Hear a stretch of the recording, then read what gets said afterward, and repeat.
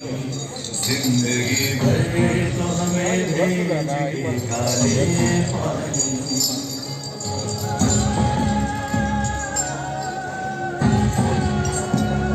आसमां क्या यही बाकी था गजब ढाने को, लागे गुर्बत में रखा है हमें तड़पाने को। आसमां क्या यही बाकी था गजब ढाने को, लागे गुर्बत में रखा है हमें तड़पाने को। आहा जिस घर में हम तैयार थे मर जाने को, जीते जी हमसे छुड़ाया है आशनाने को। जिंदगी भर तो हमें भेज के काले पानी, जिंदगी भर तो हमें भेज के काले पानी। की उंगलियों पे न डाले पानी, पूरे माला की उम्मीदों पे न डाले पानी। जिंदगी भर तो हमें भेज के काले पानी, जिंदगी भर तो हमें भेज के काले पानी। जिंदगी भर तो हमें भेज के काले पानी।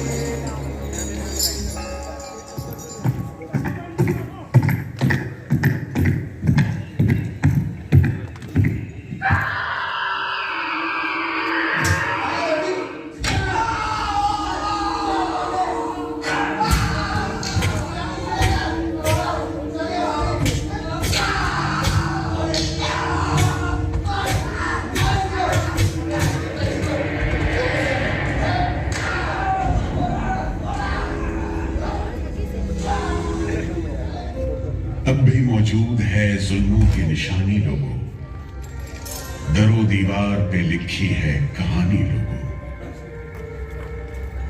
कहां से शुरू करूं ये कहानी? जुल्म सितम की यह दास्तां, आजादी के परवानों की वीरता और त्याग की गाथा। मैं जो एक रूह हूं, आत्मा, उन तमाम लोगों की जिन्होंने अपने खून पसीने से, अपने बलिदान से, जान की कुर्बानियों से इस मिट्टी के जर्रे जर्रे को आजादी का तीरथ बना दिया। मैं गवाह हूं उस जुल्म का जो यहां आदम के बेटों ने आदम के बेटों पर बेरहमी से ढाए। सदियों से मैं इसी जगह मौजूद हूं। मेरे सीने में दफन है वो सारी कहानियां जिन्होंने इन हरे भरे खूबसूरत टापुओं को वो खौफनाक नाम दिया, काला पानी।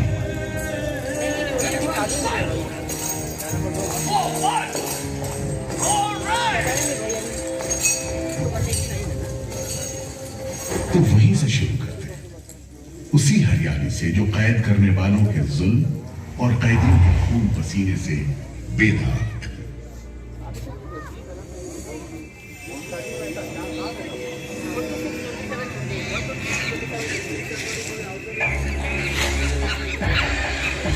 कहते हैं अंडमान द्वीप समूह का नाम रामायण के प्रतापी वानर देवता अंडमान यानी हनुमान के नाम पर रखा गया। पुराने जमाने से यह कहानी चली आती है कि जब राम ने लंका पर चढ़ाई करने की योजना बनाई थी तो पहले इन्हीं टापुओं से धावा मारने की सोची थी, लेकिन बाद में इरादा बदलकर धनुषकोटि से हमला किया। इतिहास और पुराण में अंडमान द्वीप समूह इसी सिलसिले में याद किया जाता रहा है। उधर दूसरी शताब्दी के रोमन भूगोल शास्त्री टॉलमी ने इन टापुओं को दुनिया के पहले नक्शे में जगह दी और नाम रखा एग्डिमोन, एक ग्रीक गॉड एगेमेम्नॉन के नाम पर, जो भाग्य का प्रतीक है। इन टापुओं की तरफ लोगों का आना शुरू हुआ। धर्म प्रचारक, लुटेरे, बागी, मल्ला, किस्मत आजमाने को निकले जहाजी, हर तरह के लोग यहां आते रहे। 18वीं सदी के अंत में ईस्ट इंडिया कंपनी ने इन टापुओं पर एक बस्ती कायम करने की कोशिश की और यहां लेफ्टिनेंट आर्चिबाल्ड ब्लेयर को भेजा, मगर यह कोशिश नाकाम रही और अगले 60-70 बरस तक किसी ने इन टापुओं की सुध नहीं ली।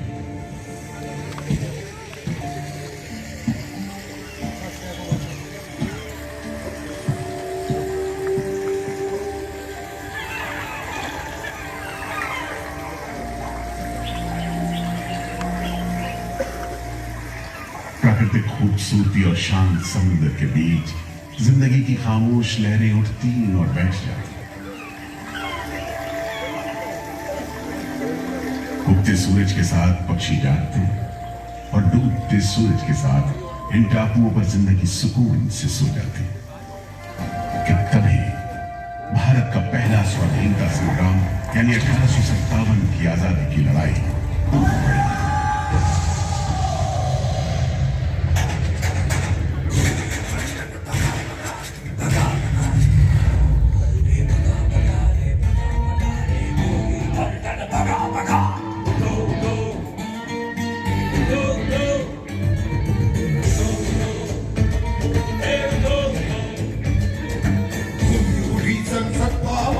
मंगल पांडे की ललकार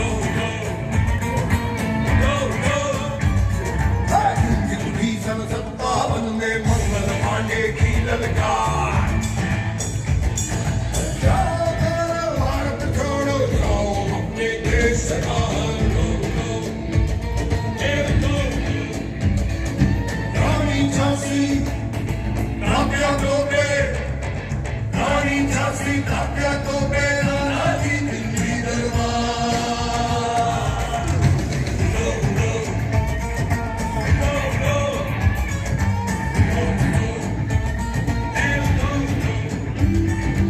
अंग्रेजों को मत भगाओ, सबने मिलकर किया करो, बाकी पलटन अंग्रेजों की देखबाजियों की बर्बाद। चली मशाले आजादी की तोपे गरजे बारंबार।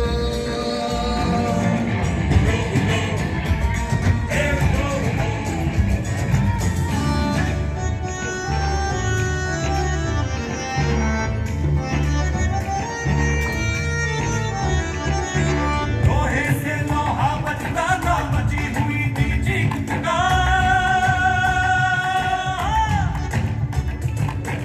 लोहे से लोहा बचता था, बची हुई थी चिंगार। सुनो कंपनी वालों सुन लो, सुनो कंपनी वालों सुन लो, नहीं सहेंगे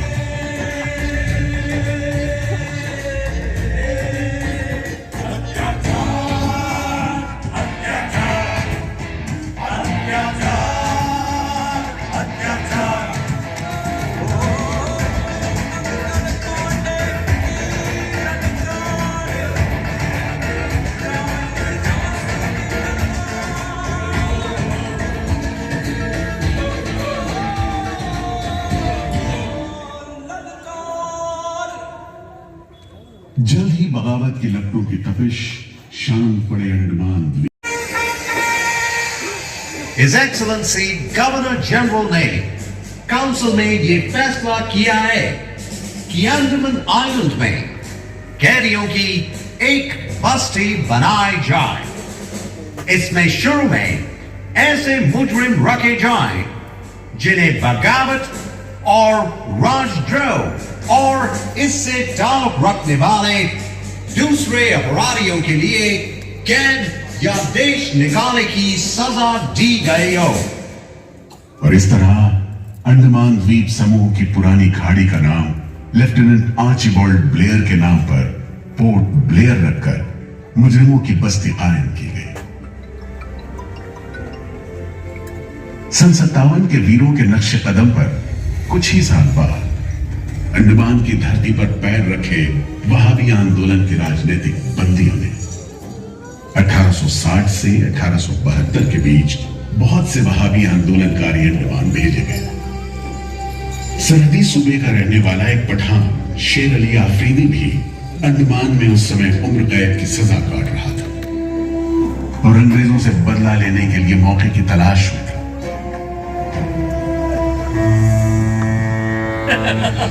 क्यों है शेर अली, तुम इस भीड़ भाड़ में कैसे? ओए, हम सुना है फिरंगी का लाट साहब इधर आता है, हम भी देखने आया है जुल्म करने वाले का सरदार कैसा दिखता है।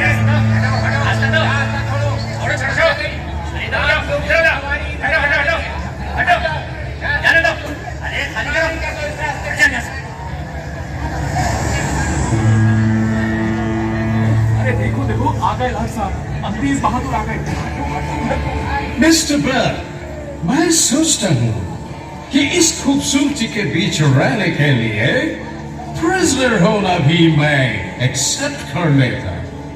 Yes, indeed. Just look how beautiful this place is. ये प्रिजनर लोग इस खूबसूरती को नहीं देखते, वरना इस टापू को प्रिजन नहीं स्वर्ग समझते। यस सर, आप ठीक कहते हैं। इधर आइए प्लीज।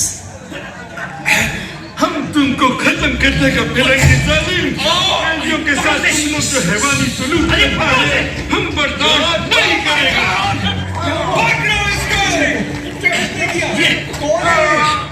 शेर अली है, सजा याफ्ता कैदी, सजा में रियायत पाकर नाई की दुकान चलाता है। जैसा कि होना था, शेर अली को फांसी हो गई।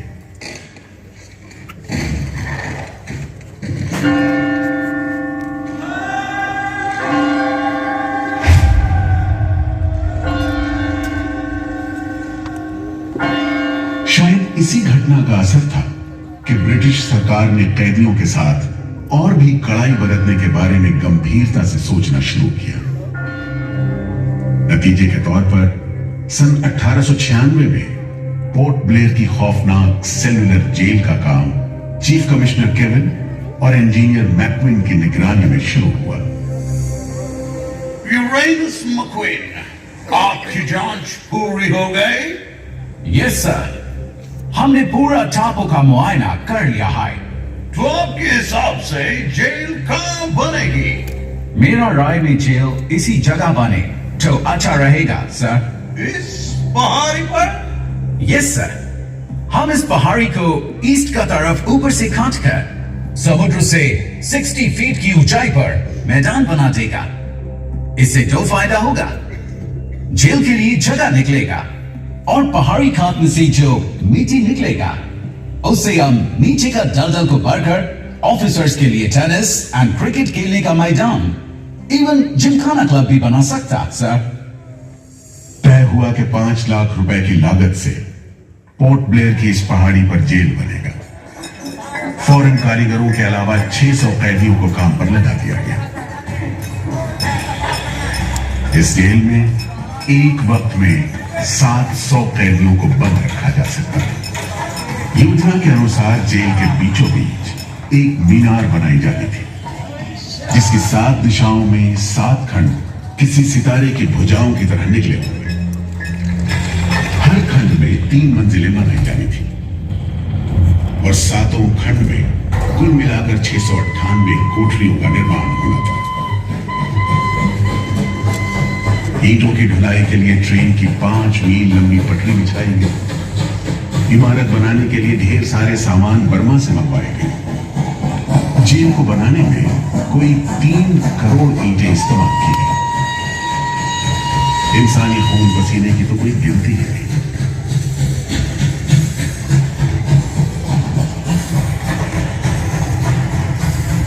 सुबह, दोपहर, शाम, रात कोड़े चलते रहे और काम होता रहा।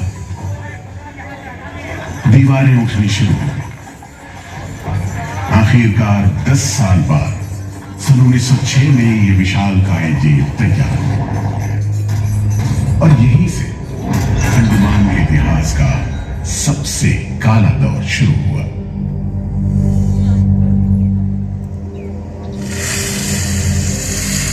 हाँ, सच कहते हो। आज भी उस दौर को याद करके झुरझुरी सी हो जाती है। मैं पुराना पीपल का पेड़ जेल खाना बनने के इस लंबे अरसे में हर रोज अपनी जान की खैर मनाता रहा, क्योंकि इस पहाड़ी पर उगे हुए घने जंगल साफ करने के दौरान बहुत से लोग थे जिनका ख्याल था कि मुझे भी और पेड़ों की तरह काट गिराया जाना चाहिए, लेकिन मैं बच निकला। मेरी किस्मत में शायद खड़ा रहकर इस जेल में होने वाली यातनाएं देखना लिखा था। हर एक कैदी जेल के फाटक के भीतर आकर मेरी डालियों के नीचे से ही निकले